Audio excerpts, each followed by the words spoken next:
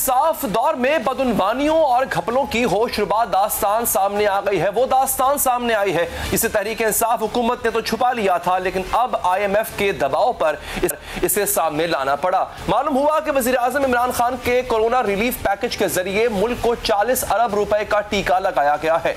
इससे भी ज्यादा अफसोसनाक बात यह है कि ऑडिटर जनरल ऑफ पाकिस्तान ने ऑडिट में इन बदउनवानियों का पता चला लिया था, रिपोर्ट भी तैयार कर ली थी, लेकिन हुकूमत ने यह रिपोर्ट दबा ली थी। फिर IMF ने पाकिस्तान को कर्ज जारी करने के लिए एक शर्त यह भी लगाई कि वो रिपोर्ट जारी की जाए, तब जाकर हुकूमत ने यह रिपोर्ट पब्लिक की। रिपोर्ट बता रही है कि कोरोना रिलीफ पैकेज के तहत जिस जिस इदारे को रकम दी गई, उस इदारे ने रकम का इस्तेमाल मशकूक अंदाज में किया। अकाउंट्स की जांच पड़ताल से मालूम हुआ कि सामान खरीदने में बेज़ाब्तगियां की गई, कवायद और ज़वाबित को पसे पुश्त डाला गया। जिस तरह से माली मामला चलाए गए, जिस तरह से मुआहदे किए गए, इस तमाम अमल पर संगीन सवालात उठते हैं। ऑडिटर जनरल की रिपोर्ट में सबसे पहले NDMA यानी कि नेशनल डिजास्टर मैनेजमेंट अथॉरिटी का जिक्र है। कानून कहता है हुकूमत का कोई भी इदारा अगर 5 करोड़ रुपए से ज्यादा की रकम का कोई भी मुआहदा करेगा तो इस मुआहदे की कॉपी NAB को भी फराहम की जाएगी। तमाम ऑडिट रिपोर्ट के मुताबिक NDMA ने इस कानून की पासदारी नहीं की।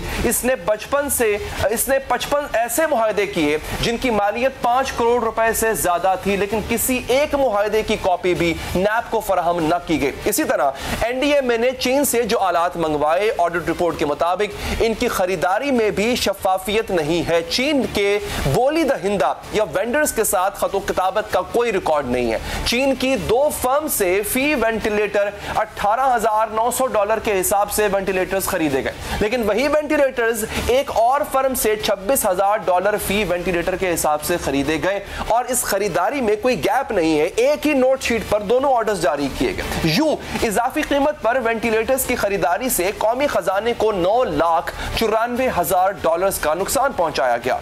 इसी तरह से 600 पोर्टेबल वेंटिलेटर्स खरीदने के लिए बोलियां वसूल की गई, और NDMA ने खरीदारी का मुआहदा सबसे कम कीमत की पेशकश करने वाली कंपनी से नहीं किया।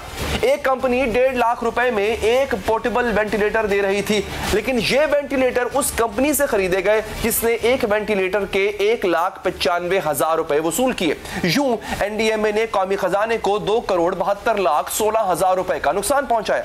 ऑडिट रिपोर्ट के मुताबिक चीन ने आइसोलेशन अस्पताल और इंफेक्शन ट्रीटमेंट सेंटर बनाने के लिए $40 लाख अतिया किए, लेकिन NDMA ने वो रकम इस्तेमाल करने के बजाय कोरोना फंड से FWO को 60 करोड़ रुपए एडवांस अदा कर दिए। इसी तरह 3 मुख्तलिफ अकसाम के 80 वेंटिलेटर्स खरीदने के लिए एक चीनी फर्म से $12,77,000 में सौदा हुआ, लेकिन NDMA ने 12 की बजाय $19 लाख चीनी फर्म को दे दिए। यूं $7 लाख की इजाफी अदायगी की गई। ऑडिट रिपोर्ट के मुताबिक NDMA ने एक इमारत की तामीर और दूसरी इमारत की मरम्मत के लिए मजाज अथॉरिटी की मंजूरी के बगैर ही FWO को 29 करोड़ रुपए जारी कर दिए। जिन कॉन्ट्रैक्टर्स से NDMA ने मुआहदे किए, इनसे स्टैंप ड्यूटी इसके साथ साथ वसूल नहीं की गई। यूं हुकूमत को जारी 4 करोड़ 86 लाख रुपए का नुकसान पहुंचाया गया। इसी तरह कोरोना के दौरान इस्तेमाल होने वाली मुख्तलिफ अशिया सप्लायर से खरीदी गई और उनको जनरल सेल्स टैक्स चार्ज न किया गया, जिससे 32 करोड़ रुपए का नुकसान हुआ। ऑडिट रिपोर्ट के मुताबिक 220 ऐसे केसेस सामने आए हैं जिनमें NDMA ने सप्लायर फर्म से बरवक्त मुआहदे साइन न किए, कवायद और ज़वाबित की पासदारी किए बगैर ही बिल्स की अदायगी की गई। 214 केसेस में क्वालिटी सर्टिफिकेशन रिपोर्ट्स ना ली गई, सप्लायर से गारंटी लिए बगैर ही इन्हें एडवांस अदायगियां की गई। ऑडिटर जनरल की रिपोर्ट के मुताबिक बेनजीर इनकम सपोर्ट प्रोग्राम के जरिए रकूम की तकसीम में भी बेजाब्तगियां सामने आई हैं। 2 अरब रुपए से ज्यादा की रकम उन अफराद को दी गई जो वो रकम वसूल करने के मुस्तहक ही नहीं थे, और 13 लाख से ज्यादा रजिस्टर्ड मुस्तहक लोगों को रकम मिल ही ना सकी। 1 अरब 84 करोड़ रुपए सरकारी मुलाजमीन, उनके शुरकाए हयात और पेंशनर्स ने वसूल कर लिए। 1 करोड़ 61 लाख रुपए उन लोगों ने भी लिए जो FBR को टैक्स फाइल कर रहे थे। 31 करोड़ 86 लाख रुपए उन लोगों ने लिए जो पहले ही ज़कात भी ले रहे थे। 6 अरब रुपए से ज्यादा की अदायगियां उन लोगों को की गई जिनके बारे में नादरा की प्रोफाइलिंग से मालूम हो चुका था कि इन्हें अदायगियां नहीं होनी चाहिए। यूं मजमूई तौर पर बेनजीर इनकम सपोर्ट प्रोग्राम में 25 अरब रुपए की बदउनवानी हुई। ऑडिट रिपोर्ट ने कई ऐसे खर्चों की भी निशानदही की है जिनका रिकॉर्ड फराहम नहीं किया गया। यूटिलिटी स्टोर्स कॉर्पोरेशन को अशिया कम कीमत पर फराहम करने के लिए 10 अरब रुपए जारी किए गए, लेकिन चीनी की बेकायदा और मंसूबाबंदी के बगैर खरीद की मद में 1 अरब रुपए से ज्यादा का नुकसान हुआ। घी की खरीदारी में बेकायदगी हुई। ऐसा घी भी खरीदा गया जिसे पंजाब फूड अथॉरिटी मुजरे सेहत करार दे चुकी थी। इस मद में 3 अरब रुपए तक का नुकसान हुआ। मार्केट रेट से ज्यादा रेट पर चीनी खरीदकर 10 करोड़ रुपए का नुकसान पहुंचाया गया। महंगी चीनी खरीदकर इस पर सब्सिडी फराहम करने के लिए मजीद 7 करोड़ रुपए का नुकसान पहुंचाया गया। आटे की फराहमी के लिए इन मिल्स से मुआहदे किए गए जो ब्लैक लिस्टेड हो चुकी थी। इसी तरह वजारत दिफा के तहत काम करने वाले अस्करी इदारों की खरीदारी और अखराजात पर भी ऑडिट रिपोर्ट सवाल उठाती है। मिलिट्री अस्पताल रावलपिंडी सीएमएच अटक और सीएमएच जेहलम से तफसीलात मांगी गई तो 16 करोड़ 57 लाख रुपए से ज्यादा की खरीदारी का रिकॉर्ड फराहम नहीं किया गया। अदायगी और खरीदारी में 1 अरब रुपए से ज्यादा का फर्क पाया गया। ऑडिट रिपोर्ट के मुताबिक AFIC को 20 करोड़ रुपए दिए गए, लेकिन इन पैसों से कोरोना से मुतल्लिका सामान खरीदने की बजाय पुराने बिल्स क्लियर किए गए और दिल की बीमारी की दवाइयां ले ली गई। ऑडिट रिपोर्ट यह भी कह रही है कि कोरोना से बचाव की हिफाजती किट्स और अद्वियात अस्पतालों के पास पहले से मौजूद थी। इसके बावजूद 37 करोड़ रुपए खर्च करके मजीद अद्वियात ली गई। ऑडिट रिपोर्ट के मुताबिक CMH रावलपिंडी ने कम कीमत सामान दस्याब होने के बावजूद हिफाजती सामान महंगी कीमत पर लिया और मुल्क को 2 करोड़ 79 लाख रुपए से ज्यादा का नुकसान पहुंचाया। अब IMF के दबाव पर यह रिपोर्ट तो सामने आ गई, लेकिन क्या हुकूमत तहकीकात भी करेगी और क्या बदउनवानी में मुलव्वस किरदारों को सजा भी दी जाएगी? पूछेंगे पार्लिमानी सेक्रेटरी बराए सेहत डॉक्टर नौशाद से। डॉक्टर साहब शुक्रिया आपका। डॉक्टर साहब ये तो बताएं मुझे कि इस रिपोर्ट को आप 6 महीने तक दबा के क्यों बैठे हुए थे?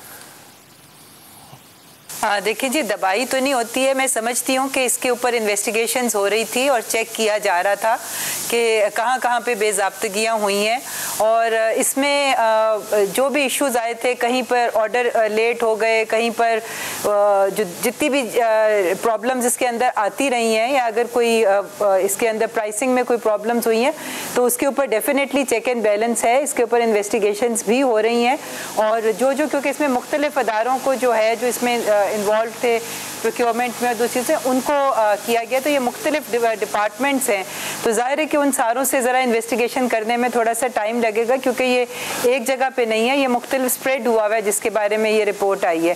तो डेफिनेटली इसके ऊपर प्रॉपर NDMA की हम बात कर लेते हैं, हम बारी बारी बाकी डिपार्टमेंट्स पर आएंगे, मगर जहां पर डॉक्टर साहब सबसे ज्यादा इरेगुलरिटी नजर आ रही है वो 2 डिपार्टमेंट्स है। एक है बेनजीर इनकम सपोर्ट प्रोग्राम, दूसरा है NDMA। हम NDMA की बात करते हैं। आपने कहा 6 महीने से हम इन्वेस्टिगेशन कर रहे हैं। उन 6 महीनों में अब तक किसी के खिलाफ कार्रवाई हुई? क्या उनके खिलाफ कार्रवाई हुई जिन्होंने महंगे वेंटिलेटर्स खरीदे? क्या उनके खिलाफ कार्रवाई हुई कि जिन्होंने $4 मिलियन चाइना से लिए अस्पताल बनाने के लिए और अस्पताल की एक ईंट भी नहीं रखी गई? तो ये इन्वेस्टिगेशन कर कौन रहा है ये बताइएगा और अब इन्वेस्टिगेशन का रिजल्ट क्या निकला? देखिए जी, इसके ऊपर बिल्कुल जो जिम्मेदार अदारे हैं उनसे बात हो रही है। चाइना के साथ जो हॉस्पिटल बनाया था, एक हॉस्पिटल इस वक्त इस्लामाबाद में मौजूद है, वो फंक्शनल भी है और जिसको isolation hospital and infection treatment centre कहते हैं, जो कि चाइना के ताउन से बना था और वो बिल्कुल 250 बेड्स का हॉस्पिटल जो है वो चक शहजाद में मौजूद है और वहाँ पे ये सारी इक्विपमेंट जो है लगी हुई है। तो इसके अंदर जो चीज़ें भी जो अभाम हैं वो मैं आपको श्योरिटी दिलाती हूँ कि इंशाल्लाह ताला ये सब चेक होंगे। आप सबसे बड़ी बात ये देखें कि वो ये चीज़ें इतनी क्लैरिटी के साथ मौजूद थी कि जहाँ पर भी डिस्क्रिपेंसी हुई है वो फौरी तौर पे आइडेंटिफाई हो गई है और उनकी डिटेल्स जो हैं वो सबके सामने ओपन है और अब इंशाल्लाह ताला इसके ऊपर एक्शन भी होगा और आपके सामने आ जाएंगी ये तमाम चीज़ें। डॉक्टर साहब देखिए, मेरे लिए हैरानी की बात यह है कि 40 अरब रुपए की इरेगुलरिटी है और आप ही के नैरेटिव के मुताबिक पाकिस्तान तहरीक इंसाफ ने जो नैरेटिव अपोजिशन में दिया था कि ये जो इरेगुलरिटीज होती हैं ये एम्बेजलमेंट होती हैं, ये खांचे होते हैं जो लगाए जाते हैं। बेसिकली मुझे ये बताइएगा, आपने कहा इन्वेस्टिगेशन की हम आपको श्योरिटी देते हैं, इन्वेस्टिगेशन आपने पहले फरमाया हो रही है, मैं आपसे पूछना चाहूंगा कि इन्वेस्टिगेशन कर कौन रहा है, कौन सा इदारा किन TORs के तहत कर रहा है? क्योंकि आप ऑडिट रिपोर्ट जारी नहीं कर रहे थे, नैब तक को वो कॉपियां नहीं भिजवाई गई हैं कॉन्ट्रैक्ट्स की, तो कौन सा इदारा है जो इन्वेस्टिगेशन कर रहा है इस वक्त इनकी? देखिए जी, इस वक्त जो भी हमारे NCOC और NDMA से रिलेटेड जो लोग हैं और जो लोग इन चीज़ों को डील कर रहे थे, ऑब्वियसली हुकूमती अदारे हैं, हमारी अपनी अकाउंटेबिलिटी मैकेनिज्म्स हैं, हमारी अपनी कमेटीज़ हैं जो कि इन चीज़ों को देखती हैं, पब्लिक अकाउंट्स कमेटीज़ हैं, ये अभी ग्रेजुअल प्रोसेस के तहत ये सारी चीज़ें जो हैं आएंगी। और चूंकि कोविड का एक इशू इतना बड़ा था कि उसके साथ आप देख रहे हैं कि पूरे मुल्क की मशीनरी सारी उस तरफ थी और अल्हम्दुलिल्लाह कि उसके साथ बड़ी कामयाबी से निपटा गया है। मगर ये कोई ऐसी चीज़ नहीं है कि जो कि अननोटिस जाएगी। अकाउंटेबिलिटी फ्रेमवर्क्स मौजूद हैं, डिफरेंट पार्लियामेंट्री कमेटीज भी, पब्लिक अकाउंट्स कमेटी भी मौजूद है, डिफरेंट फोरम्स मौजूद है। तो इंशाल्लाह अच्छा मुझे बताइए, नैब को भिजवाए गए केसेस वो इनमें एड्रेस होंगी। बेनज़ीर इनकम सपोर्ट प्रोग्राम की अपना पूरा फ्रेमवर्क है और बाकी जो एनडीएमए का है उनका अपना पूरा फ्रेमवर्क है। तो ये सारी चीज़ें जो हैं वो अकॉर्डिंग टू द डिपार्टमेंट्स जो इसमें इन्वॉल्व हैं वो सारी चीज़ें चेक एंड बैलेंस में आएंगी। मैं आपको बता रही हूँ कि कोई चीज़ भी इंशाल्लाह ताला अनचेक नहीं जाएगी और अकाउंटेबिलिटी होगी। 350 अरब में से 40 अरब की इरेगुलरिटी निकल रही है। करप्शन नहीं कहना चाहिए क्योंकि अभी साबित होना बाकी है। तो अभी तो आपने इतनी स्पेंडिंग जो आपने की है उसमें से पता नहीं क्या क्या निकलेगा। सवाल ये है कि अभी 6 महीने के बाद भी आवाम को ये बताया जा रहा है डॉक्टर साहिबा कि हम कर रहे हैं, हम देख रहे हैं। ये रिपोर्ट अगर IMF आपको मजबूर ना करती कि जारी करें वरना आपको अगली किस्त नहीं मिलेगी तो फिर तो आप ना बताते। मुझे चलें ये बता दें, हम एनडीएमए से आगे आते हैं। सबसे ज्यादा इरेगुलरिटी वो है BISP में, बेनजीर इनकम सपोर्ट प्रोग्राम में, जिसके बारे में कहा जाता था कि हमने सबसे शफाफ तरीन प्रोग्राम दिया है। ये 25 अरब रुपया बेनजीर इनकम सपोर्ट प्रोग्राम का कहां गया, किसके पास गया, गैर मुस्तहकीन के पास गया, इसके बारे में कौन सा इदारा है जो तहकीकात कर रहा है? मुझे वो इदारा बता दें आप। देखिए जी, बेनजीर इनकम सपोर्ट प्रोग्राम का मैं आपको ये बता दूं कि ये डाटा जो था ये आज से बहुत साल पुराना था। कम से कम 7, 8, 9 साल पुराना डाटा था जो पिछली हुकूमतों ने जो सर्वेज करके बनाए थे। हमारी हुकूमत ने इसको साफ शफाफ बनाने के लिए, इस डाटा को रिव्यू करने के लिए पूरा एक सर्वे जो है वो किया गया है। वो पिछले महीने के करीब तकरीबन वो सर्वे पूरा हुआ है। उसकी रोशनी में BISP के जो गैर मुस्तहकीन थे उनको रिमूव किया जाएगा। इससे पहले भी आपके इल्म में है कि कुछ लोगों को रिमूव किया गया था क्योंकि इतने सालों में बहुत से लोग उस कैटेगरी में से निकल गए कि जो मुस्तहकीन की आती थी, उनके हालात बेहतर हो गए, कुछ मुल्क से बाहर चले गए। तो इस वक्त वो पूरा एक सर्वे है जिसके रिजल्ट जो हैं वो बहुत जल्द जो हैं वो पब्लिक कर दिए जाएंगे।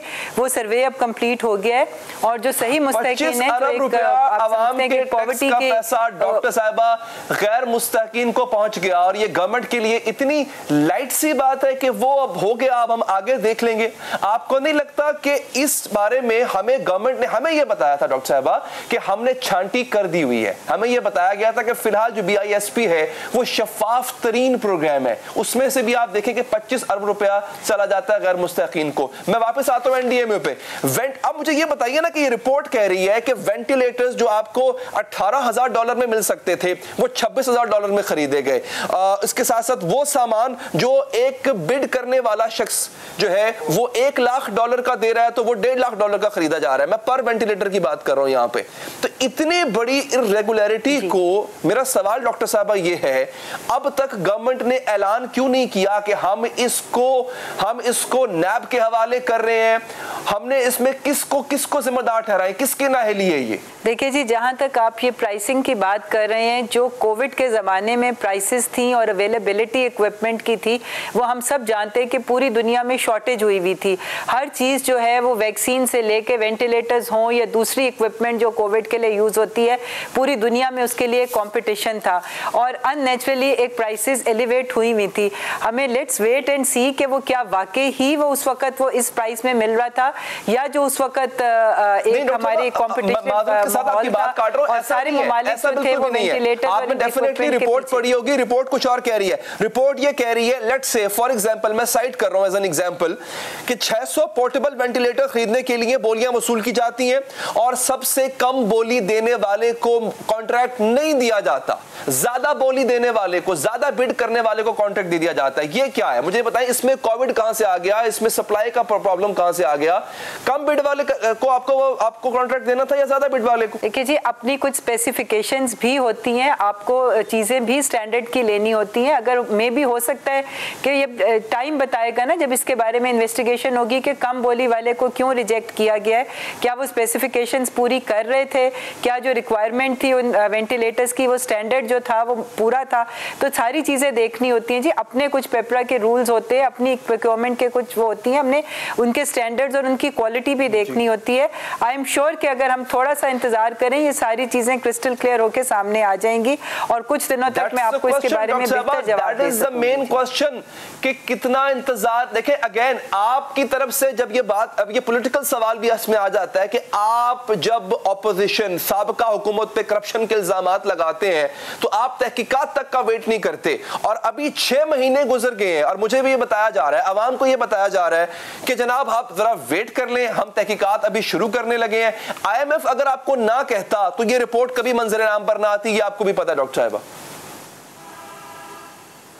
देखिए जी, कोविड की सिचुएशन पूरे मुल्क में जो थी और जिस तरीके से इकोनॉमी की सिचुएशन थी, मैं समझती हूँ कि चीज़ें डिले ज़रूर हुई हैं मगर वो निगलेक्ट नहीं हुई हैं। जिस तरीके से कोविड से निपटा गया और जिस तरीके से हमारे हॉस्पिटल्स का जो हाल था और जो इस वक्त हमारी मुल्क ने एक इतना बड़ा ब्रंट जो है वो इकोनॉमी की सूरत में फेस किया था, तो वो उसके लिए कुछ चीज़ें जो हैं वो मे बी डिले हो जाती हैं मगर वो निगलेक्ट नहीं होती हैं।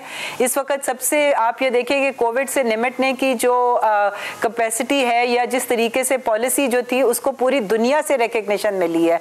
वर्ल्ड बैंक से लेके बाकी इंटरनेशनल अदारों ने पाकिस्तान को अप्रिशिएट किया है कि जिस तरीके से उन्होंने कोविड को डील किया है। बड़े बड़े डेवलप्ड कंट्रीज उसको इस तरीके से डील नहीं कर सके थे और वहाँ पे जिस तरह के क्राइसिस आए और जो डेथ रेट्स वहाँ पे थे और जिस तरह से वहाँ पे सिचुएशन थी, पाकिस्तान ने उसके मुकाबले में ना सिर्फ अपनी आवाम को बीमारी से बचाया, हम लोग उस नंबर्स पे नहीं गए, हमारा डेथ रेट वो नहीं था, और ना सिर्फ उससे बचाया बल्कि हमने डेली वेजेस को और अपनी इकोनॉमी को भी कोलैप्स होने से बचाया है। तो मैं समझती हूँ कि थोड़ा सा गवर्नमेंट को ब्रीदिंग स्पेस दें, ये चीजें निगलेक्ट नहीं होंगी। हमारे 16 अरब रुपया दिया गया, ये ऑडिट रिपोर्ट कह रही है डॉक्टर साहबा। लेकिन क्या ये ऑडिट रिपोर्ट आपको ये भी तो एक सनद है ना डॉक्टर साहबा, ये जो ऑडिट रिपोर्ट है ऑडिटर जनरल पाकिस्तान की, आपको दुनिया से सनद मिली है, ये भी एक सनद है उनकी। क्या ये आपको जस्टिफाई करती है कि ये सब करने के बावजूद आप 40 अरब रुपए की इरेगुलरिटी करें? देखिए जी, मैं आपको ये श्योरिटी दिला सकती हूँ कि जो जिस किसी ने भी ये अगर अभी इसके ऊपर मज़ीद इन्वेस्टिगेशंस होनी बाकी हैं तो हम क्लैरिटी से तो अभी कुछ नहीं कह सकते, मगर अगर कोई जिम्मेदार हुआ तो he will be held accountable. Doctor साहबा अगेन बात वही है कि हुकूमत जितनी तुंदही दिखाती है बाकी ऑपोजिशन के मामलात में इसमें नहीं दिखाती हुई नजर आ रही। खैर बहुत बहुत शुक्रिया आपके कीमती वक्त का। एक वक्फा लेंगे, वक्फे के बाद ऑडियो लीक्स होने का सीजन है। मरियम साहबा के भी ऑडियो आ गई है, लेकिन साबिक चीफ जस्टिस की ऑडियो लीक पर ना साबिक चीफ जस्टिस इतने कोई एक्टिव है ना ही एग्रीव्ड पार्टी एक्टिव है। तो ये जो वकील साहब है सलाहुद्दीन साहब, ये अदालत गए, अदालत ने इनसे क्या कहा पूछेंगे इनसे वक्फे के बाद। पाकिस्तान मुस्लिम लीग नून पाकिस्तान में मीडिया की आजादी पर सवाल उठाती है, सहाफती पाबंदियों का जिक्र करती है, मगर अब पैदर पे आने वाली मरियम नवाज की ऑडियोज ने पेंडोरा बॉक्स खोल दिया है। मीडिया की आजादी का प्रचार करने वाली मरियम नवाज की जमात जब बरसरे इक्तदार थी तो मरियम नवाज किस तरह मीडिया की आजादी पर पहरे बिठा रही थी, इश्तिहारात के जरिए कैसे मीडिया चैनल्स को दबाव में ला रही थी, ऑडियो लीक्स में ये सब कुछ खुलकर सामने आ रहा है। हालिया सामने आने वाली ऑडियो में सुना जा सकता है कि मरियम नवाज किस तरह मुतनासिब रिपोर्टिंग करने के वाले चैनल मालिकान का अपने हक में एंगलिंग करने का कह रहे हैं। मैंने मीर शकील साहब से पर्सनली बात की, मैंने कहा ये ज्यादती है, आप दोनों तरफ के फैक्ट्स दिखा रहे हैं, आपको ये बताना चाहिए कि इमरान खान ने बगैर तस्दीक के झूठ बोला, उसके बाद उसी झूठ को इमरान खान ने ना सिर्फ दोहराया बल्कि उसमें 10 बातें अपने पास से ऐड कर ली। तो मैंने कहा ये आपको करना पड़ेगा, तो उसने किया। फिर मैंने मियां आमिर से भी कहा, मियां आमिर ने कहा आप देखिए मैं करता क्या हूँ इसके साथ। तो अल्लाह का शुक्र है हमने उसको झूठा साबित कर दिया आज। इससे कबल आने वाली ऑडियो में मरियम नवाज बाकायदा मुख्तलिफ चैनल मालिकान के इश्तिहार बंद करने के अहकाम जारी कर रही थी। 24 चैनल को, समा को, 92 को और क्या नाम है इसका ARY को कोई ऐड नहीं जाएगा बिल्कुल। इस ऑडियो लीक के बाद जो वजाहत नून लीग की जानिब से दी गई, इसने मसला मजीद उलझा दिया।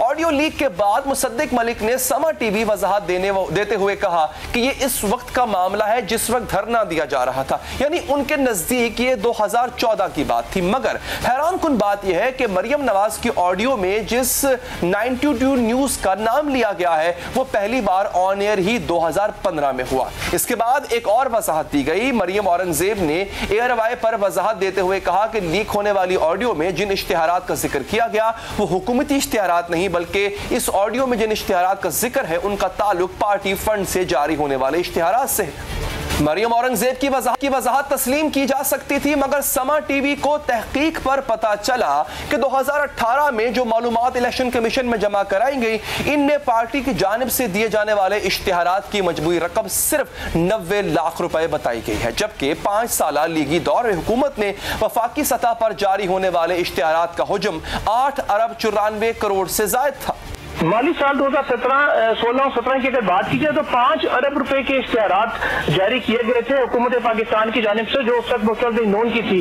तो 5 अरब के इश्तिहारात के लिए वो रकम दे रही थी या 90 लाख रुपए के लिए दे रही थी, ये बड़ा ही एक अहम सवाल इससे खड़ा हो गया, क्योंकि जो दस्तावेजात मुस्तफिद नून ने जमा करवाए हैं इलेक्शन कमीशन में अपने अखराजात के, पार्टी अखराजात के, उसके मुताबिक 2016-2017 में सिर्फ और सिर्फ 90 लाख रुपए के इश्तिहारात जारी किए गए थे। यहां सवाल यह पैदा होता है कि सिर्फ 90 लाख के इश्तिहारात के लिए मरियम नवाज इतनी बरहम थी। आगे बढ़ते हैं नाज़रीन, मरियम नवाज की इन ऑडियोज के अलावा एक और ऑडियो सामने आई जिसमें समा टीवी से खास तौर पर नाला नजर आए।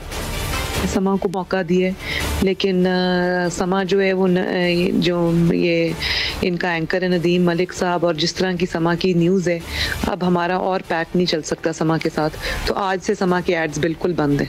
मरियम नवाज के इश्तिहारात की बंदिश के हवाले से ऑडियो लीक होने के बाद मरियम नवाज ने प्रेस कॉन्फ्रेंस में तस्लीम किया कि मीडिया में दस्तियाब ऑडियो इन्हीं की है और वो इससे इनकार नहीं करेंगी। इसी प्रेस कॉन्फ्रेंस में उन्होंने इंकशाफ किया कि वो मीडिया सेल चला रही थी, इसी बायस ऐसे अहकामात दिए।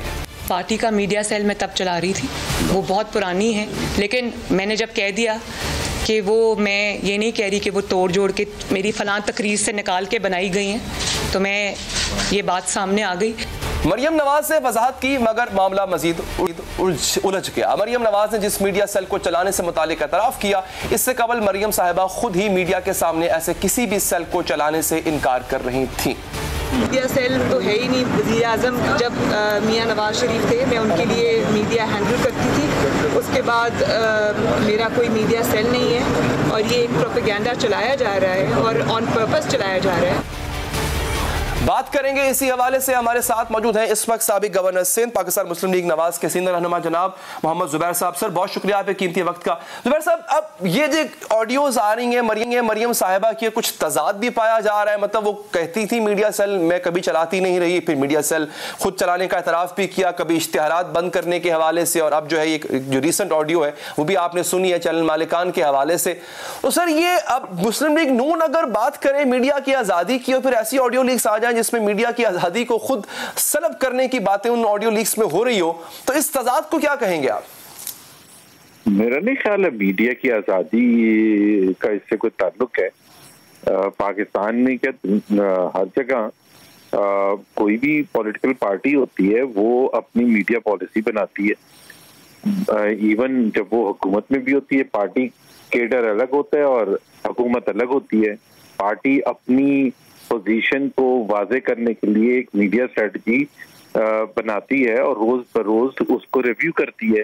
जैसे जैसे हालात आते हैं तो उससे एक तो कोई अमल दखल उसका कोई ताल्लुक नहीं है कि जी ये ऑफिशियल पोजीशन उनके पास नहीं थी तो वो क्या करनी थी। दूसरी बात ये है कि पार्टी अपनी फंडिंग भी, अपने एडवर्टाइजमेंट्स भी करती है। आज पॉलिटिकल पार्टी भी करती है, आज पीटीआई भी कर रही है, और वो उनकी अपनी मर्जी है पॉलिटिकल पार्टी की कि वो किसको ऐड दें और किसको नहीं ऐड दें। ये तो नहीं हो सकता कि जो चैनल जो है वो वहाँ धरने में कंटेनर में साथ खड़े हुए हैं लोग और उनको हम कहें कि जी इनको जरूर ऐड देना है क्योंकि ये तख्ता करने के लिए हमारा आए दें। ये तो हमारा जाहिर सी बात है, हमारी जहाँ व्यूअरशिप है, जो ज्यादा लोग TMLN के सपोर्ट बेस देखते हैं पाकिस्तान में या पाकिस्तान से बाहर, तो हम उनको रीच आउट करने की कोशिश करेंगे ना। लेकिन सर इसमें मालिकान को एंगलिंग का कहना, और ये भी कंफर्म अभी नहीं है, आप कह रहे हैं कि ये पार्टी एड्स से, हालांकि पार्टी एड्स जो आपने अपने गोशवारे जमा करवाए थे पाकिस्तान मुस्लिम लीग नवाज की तरफ से, जो डिटेल दी गई थी इलेक्शन कमीशन में, उसमें सिर्फ 90 लाख के एड्स है। हालांकि जो है वो इतनी की तो एड, मतलब टीवी चैनल को तो आप दे ही नहीं सकते, 90 लाख में क्या होगा सर। ये पार्टी एड्स भी नहीं थे, ऐसी खबरें हैं कि पार्टी एड्स नहीं थे, ये गवर्नमेंट के एड्स से जिनकी डिस्ट्रीब्यूशन मरियम साहिबा संभाल रही थी। नहीं, मरियम साहिबा बिल्कुल, ये तो गलत बात है। अच्छा, ये तो एक तो खैर हमें ये पीरियड भी नहीं पता, जाहिर है जिसने वो वीडियो निकाली। एक तो बड़ा मसला ये होता है कि जिस तरह अहमद नूरानी साहब ने निकाली थी ना, तो अहमद नूरानी ने निकाली थी, चुपके से कोई वीडियो नहीं निकालती थी कि कोई जवाब सवाल कोई पूछता है कि कौन है। अब ये वीडियो किसने निकाली है, मरियम नवाज की, कब की है, वी कांट इवन रिलेटेड कि ये 2012 की है, 2016 की है, 2018 की है, 2017 की है, वी डोंट इवन नो। दूसरी बात जो एंगलिंग का आप कह रहे हैं, जिससे गुफ्तगू की होती है उसको तो याद होता है सर कि मैंने कब ये बात की थी। नहीं बहुत दफा, क्या मतलब है, हर रोज की बात होती है, कोई नई बात तो नहीं। दूसरी बात ये है कि ये जो एंगलिंग का आप कह रहे हैं, जो आज ऑडियो की बात कर रहे हैं कि जी हमने जियो को ये कहा, भाई बहुत सी चीजें होती हैं जिसमें हमें शदीद इख्तिलाफ होता है। आपके पास भी कोई पार्टी वाले फोन करते होंगे कि जी आपने ये प्रोग्राम किया, इस तरह से नहीं था, इस तरह से था, या प्रोड्यूसर को या ओनर को, कि अगर मिसाल के तौर पर मैं ये कह रहा हूँ कि नजम सेठी के 35 पंक्चर के हवाले से था, तो ये तो नहीं चैनल का काम होता हमारी नजर में कि जी वो कहें पीटीआई वाले ये पोजीशन कह रहे हैं कि जी वो 35 पंक्चर सही है और पीएमएलएन वाले कह रहे हैं नहीं ये सही।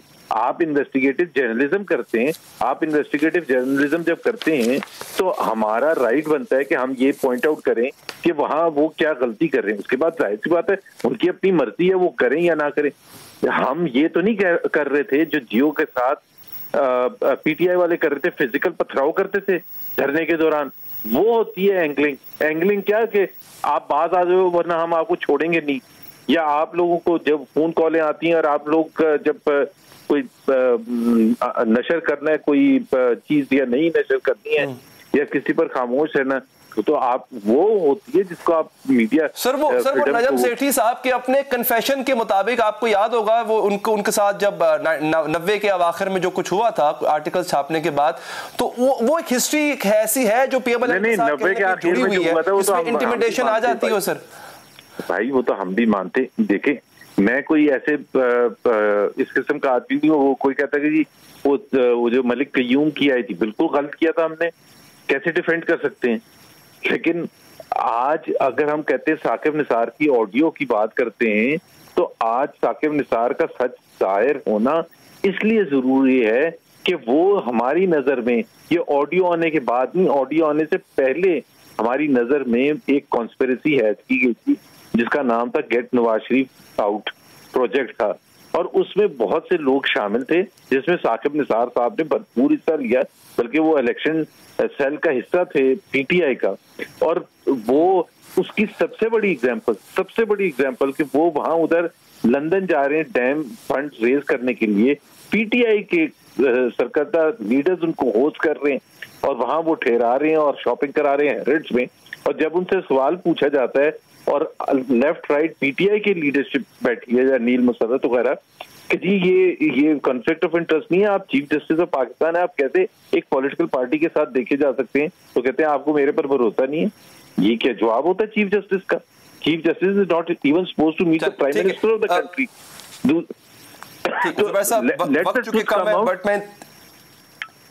ठीक, मैं इंतहाई मशकूर हूं सर आपके कीमती वक्त का। यहाँ पर एक वक्फा लेने के बाद मोहम्मद जुबैर साहब कर रहे थे साबिक चीफ जस्टिस साहब की, उन्हीं के हवाले से एक वकील ने पिटीशन दायर की है। जनाब इस ऑडियो क्लिप का कुछ चट्टा कट्टा खोले कि क्या हकीकत है इसमें, उनसे पूछेंगे कि बात कहां तक पहुंची इस वक्फे के बाद। साबिक चीफ जस्टिस साकिब निसार की मुबैना ऑडियो टेप का मामला रुकने का नाम नहीं ले रहा। सियासत और सहाफत ने भूचाल के बाद अब यह मामला पहली दफा अदालत जा पहुंचा है। आज Sindh high court bar association के सदर सलाहुद्दीन और जुडिशल कमीशन ऑफ पाकिस्तान के रुकन सैयद हैदर इमाम रिजवी की दरख्वास्त पर इस्लामाबाद हाई कोर्ट में चीफ जस्टिस अतहर मिनल्ला ने केस की समाअत की। समाअत के आगाज में जस्टिस अतहर मिनल्ला ने कहा कि हम पहले अटॉर्नी जनरल को प्री एडमिशन नोटिस जारी करेंगे और इसके काबिल समाअत होने पर बात करेंगे। एडवोकेट सलाहुद्दीन अहमद ने कहा कि पाकिस्तान बार काउंसिल ने करारदाद मंजूर की है, अदालत मुनासिब समझे तो इन्हें भी नोटिस कर दे। चीफ जस्टिस अतहर मिनल्ला ने कहा कि आईन और कानून की हुक्मरानी के लिए अदालत आपका एहतराम करती है। यह बता दें कि यह पिटीशन काबिल समाअत कैसे है, किसके खिलाफ रिट दायर की गई है, क्या रिट जारी करें और किसे जारी करें। एडवोकेट सलाहुद्दीन ने मौक़िफ़ अपनाया बुनियादी हुकूक से मुतालिक इस अदालत का इख्तियार वसी है।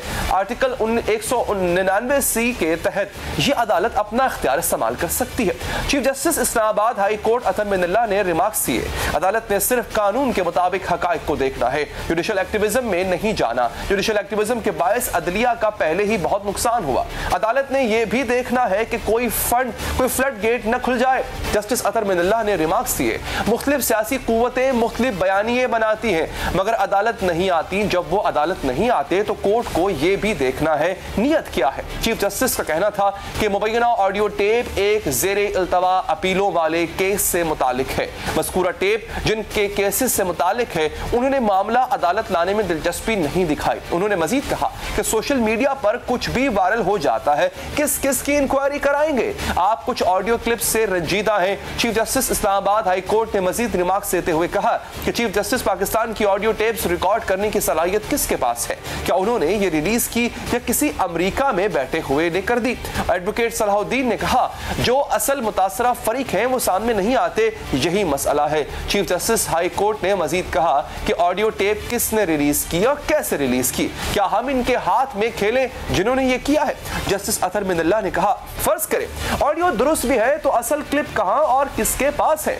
ऐसी तहकीकात से कल कोई भी क्लिप लाकर कहेगा कि तहकीकात करें। बादशाह अदालत ने अटॉर्नी जनरल से मावनत तलब करते हुए साबिक चीफ जस्टिस साकिब निसार की मुबैना ऑडियो टेप की तहकीकात से मुतालिक केस की समाअत दिसंबर तक मुलतवी 8 मुलतवी कर दी।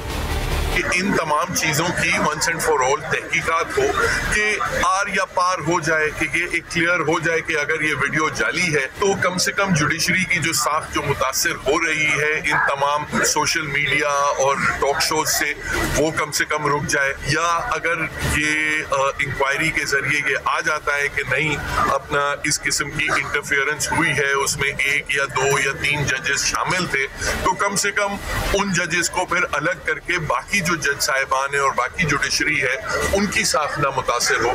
बात करेंगे सिंध हाई कोर्ट बार के सदर जनाब सलाहुद्दीन साहब से। सर बहुत शुक्रिया आपका। सलाहुद्दीन साहब, आपको क्या लगता है, किन ग्राउंड्स पे आपको लगता है कि आपकी पिटीशन मेंटेनेबल है?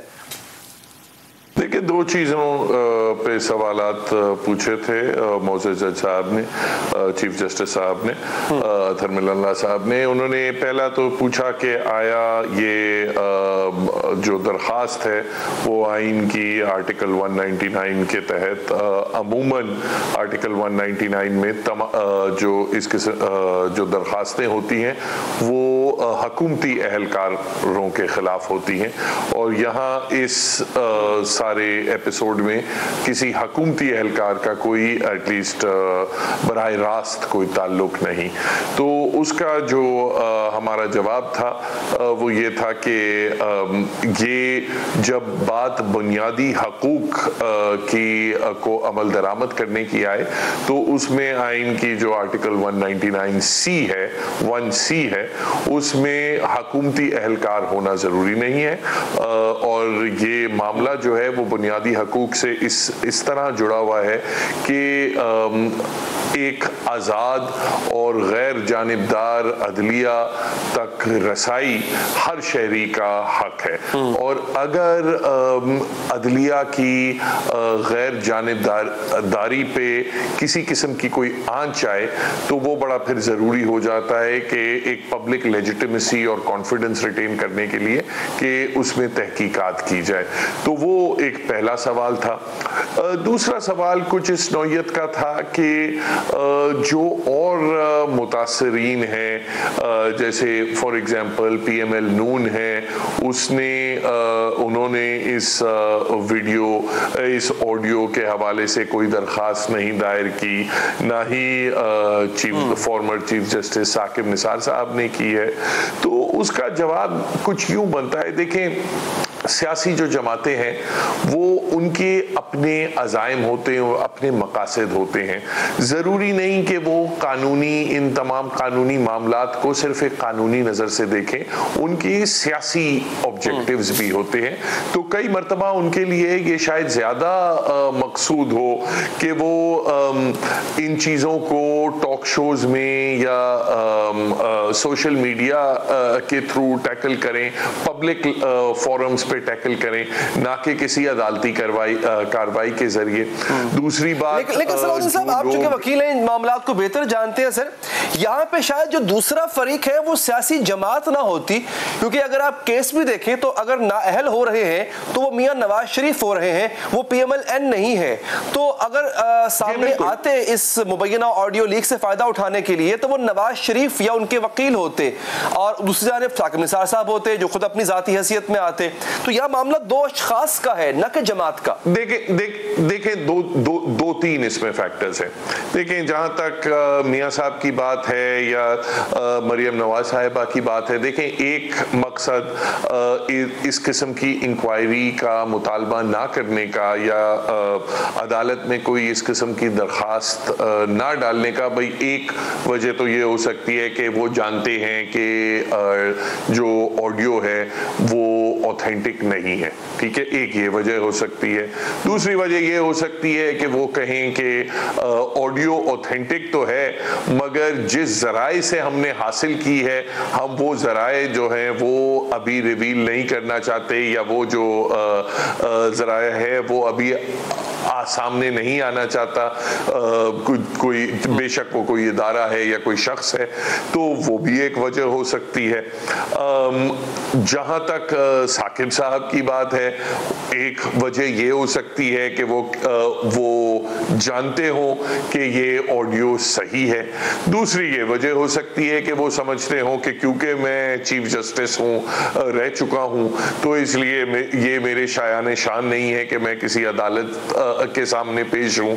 अब कई वजूहात हो सकती हैं, मगर देखिए हमें जो बुनियादी चीज़ है और बतौर वकील के, और इसलिए हमने ये पिटिशन दायर की थी कि जो साख्त और जो इंटेग्रिटी और रेपुटेशन जो मुतासिर सबसे ज़्यादा हो रही है वो ना साकिब साहब की, ना नून लीग की, ना नवाज शरीफ साहब की, सबसे ज़्यादा जो सवालात उठाए जा रहे हैं वो हमारी अदलिया के बारे में उठाए जा रहे हैं। और ये जो एक एक करके ये जो लीक्स होती जा रही हैं और अब तक हमारी अदलिया का रिस्पॉन्स या तो उनको इग्नोर करना रहा है, जो आप अरशद मलिक की मिसाल ले लें या इवन शौकत सिद्दीकी साहब की केस की वो देख लें, उसमें भी बेसिकली जो। बहुत बहुत शुक्रिया, आपका प्रोग्राम यहाँ पर खत्म हो चाहता है, दीजिए इजाजत, अल्लाह के बाद।